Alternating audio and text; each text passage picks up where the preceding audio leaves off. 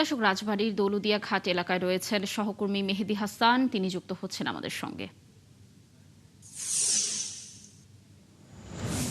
মেহেদী, উদ্ধার অভিযান তো শুরু হয়েছে, বেশ কয়েক ঘন্টা হয়ে গেল। উদ্ধার অভিযান কত সময় চলবে এই বিষয়ে কি তথ্য রয়েছে জানাবেন, এবং ঘটনার তদন্তের অগ্রগতি কতদূর, কি হয়েছে, কি তথ্য পেয়েছেন, এ ব্যাপারে একটু বিস্তারিত বলবেন।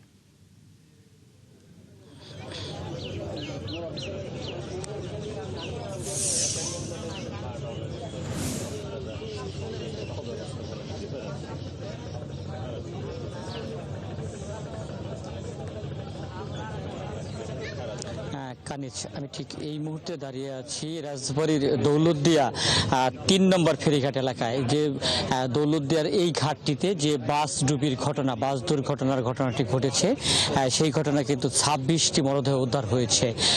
উদ্ধার অভিযান কিন্তু আজও আমরা দেখেছি, সকাল থেকেই কিন্তু উদ্ধার অভিযান চলমান রয়েছে। সকাল ৮টা থেকে কিন্তু উদ্ধার অভিযান শুরু হয়।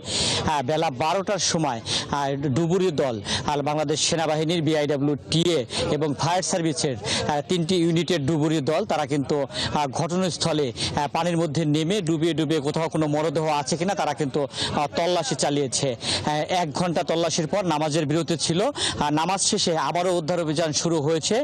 তবে এখন বাংলাদেশ নৌবাহিনীর লোকজন এবং বিআইডব্লিউটিএ ফায়ার সার্ভিসের কর্মী যারা রয়েছে, এরা নদীর বিভিন্ন এলাকায় স্পিড বোট নিয়ে তারা তল্লাশি চালাচ্ছেন।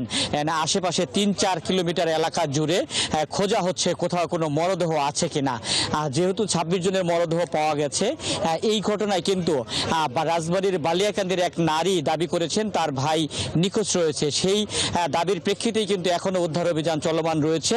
তবে উদ্ধার অভিযান কতক্ষণ সমাপ্ত পর্যন্ত চলমান থাকবে সেটি সুনির্দিষ্ট করে কিন্তু কোনো কর্মকর্তাই আমাদেরকে জানাতে পারেনি। আর এই ঘটনায় ২টি তদন্ত কমিটি গঠন করা হয়েছে। তদন্ত কমিটি আগামী ৩ কার্য দিবসের মধ্যে তাদের প্রতিবেদন জমা দেবে। লাবণী।